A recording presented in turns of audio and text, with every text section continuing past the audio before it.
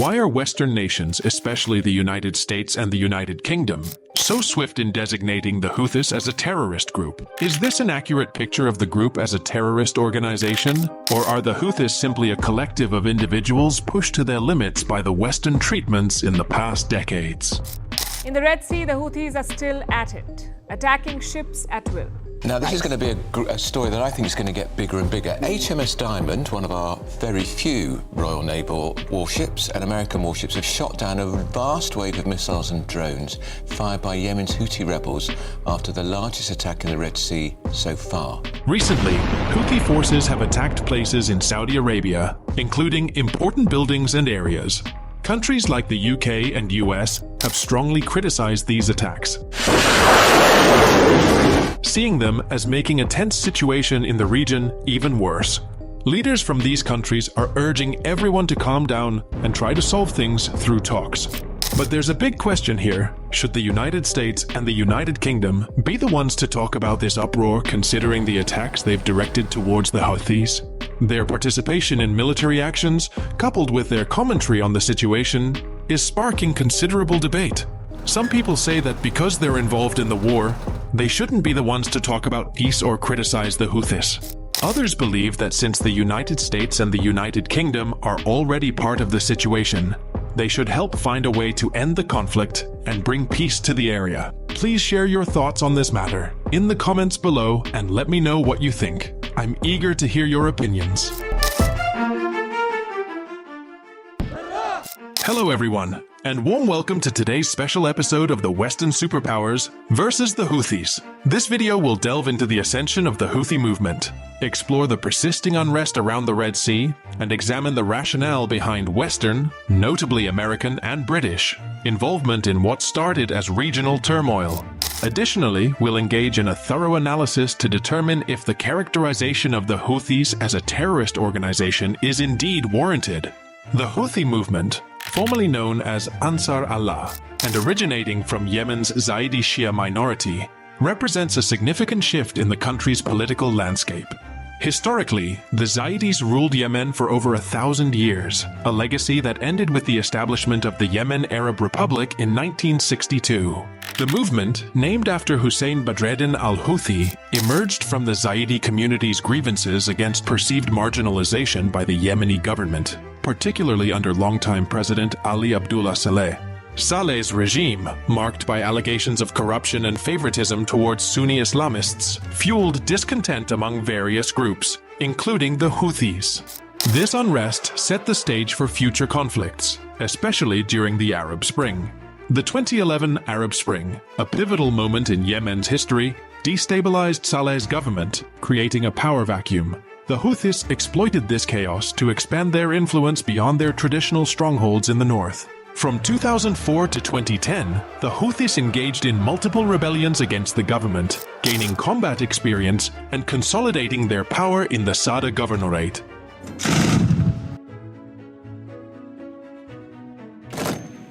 Their military campaigns demonstrated growing capabilities, culminating in the strategic seizure of the Yemen's capital in 2014. This move not only showcased their military strength, but also signaled their political ambitions. It is tragic, given the loss of lives and destruction of property, yet the Yemen conflict is frequently seen as a proxy war between Sunni-majority Saudi Arabia and Shia-majority Iran. The Houthis, accused of receiving Iranian support, have been at the center of this regional power struggle. Saudi Arabia leads a coalition against the Houthis, further complicating the conflict. The Houthi control of parts of Yemen, including key ports and territories along the Red Sea, has significant implications for regional security and international maritime routes. Despite various international attempts at mediation, the conflict in Yemen has persisted. The United Nations describes the situation as the world's worst humanitarian crisis. The prolonged war has devastated Yemen's economy, infrastructure, and social fabric, leading to widespread famine, displacement, and disease outbreaks.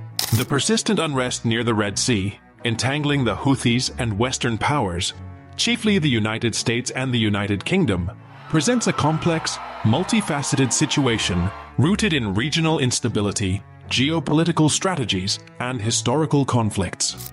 The Red Sea, a critical global shipping lane, has become a significant flashpoint in the Yemeni conflict.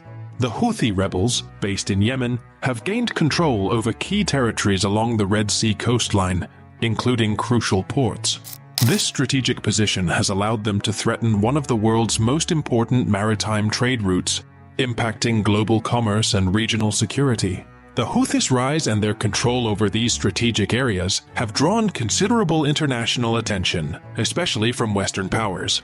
The United States and the United Kingdom have expressed concerns over the potential threats to international shipping and the stability of the region. The U.S. has announced the creation of a multinational force that will patrol the Red Sea.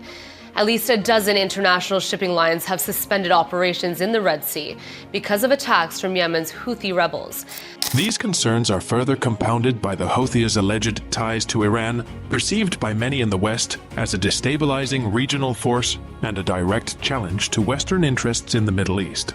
In response, the US and the UK have supported the Saudi-led coalition in Yemen, which opposes the Houthi rebels. This coalition, backed by Western military support, intelligence, and arms, has engaged in a protracted conflict with the Houthis. The situation has escalated into a full-blown humanitarian crisis, with widespread suffering and devastation in Yemen. The Western labeling of the Houthis as a terrorist organization is a point of contention.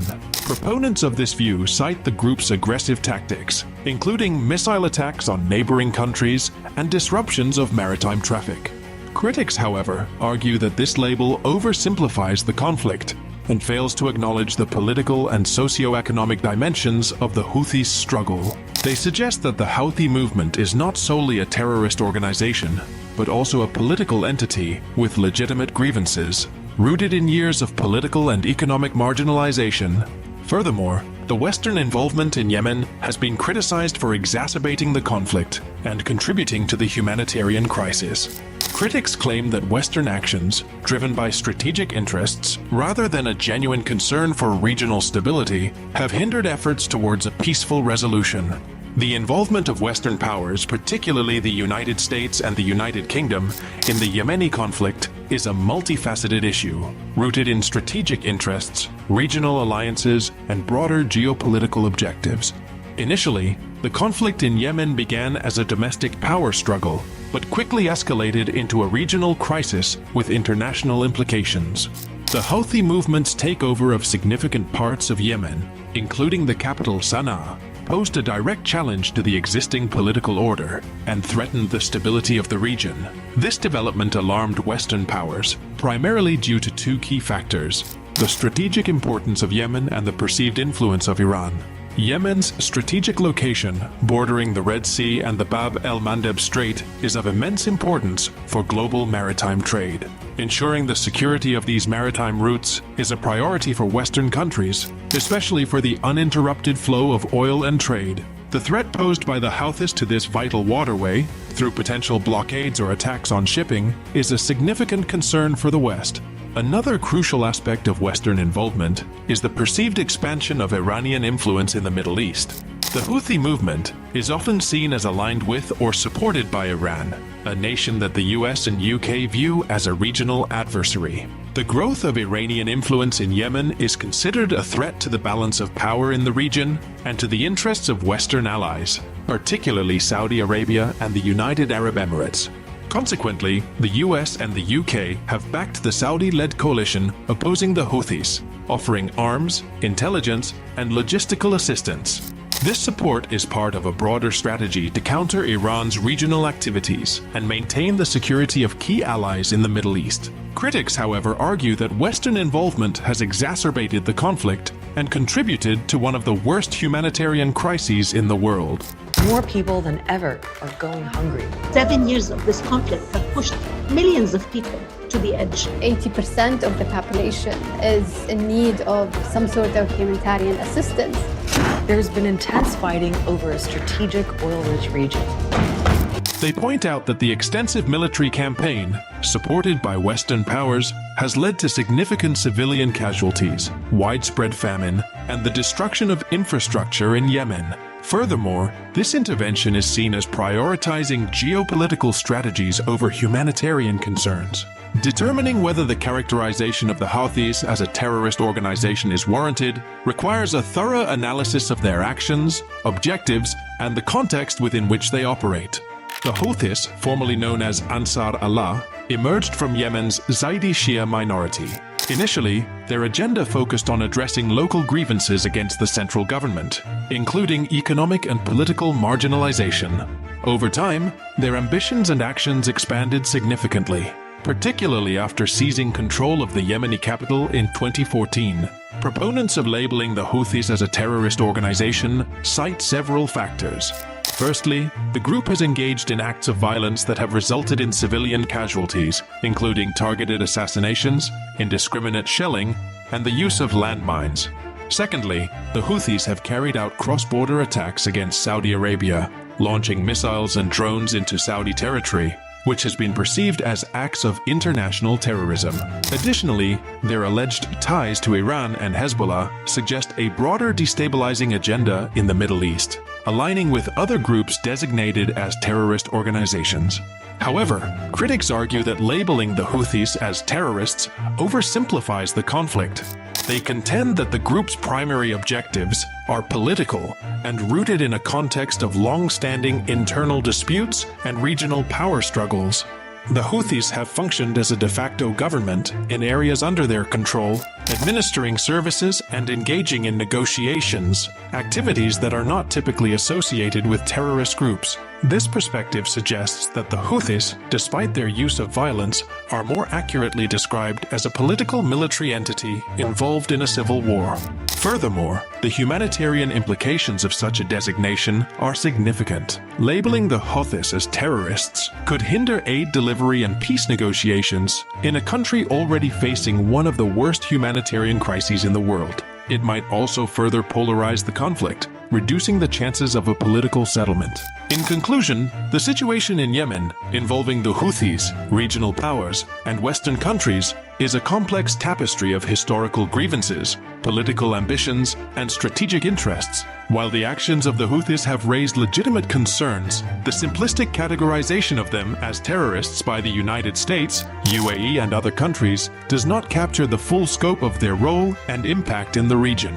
A nuanced understanding of the conflict, considering its historical, political, and socio-economic contexts, is crucial for any meaningful analysis and resolution. As the international community seeks solutions, it must balance strategic interests with the urgent need for humanitarian aid and a sustainable peace in Yemen. And with that said, we are wrapping up today's video, folks. Thank you, and don't forget to like, comment, and subscribe for more political and historical contents like this. See you in the next video.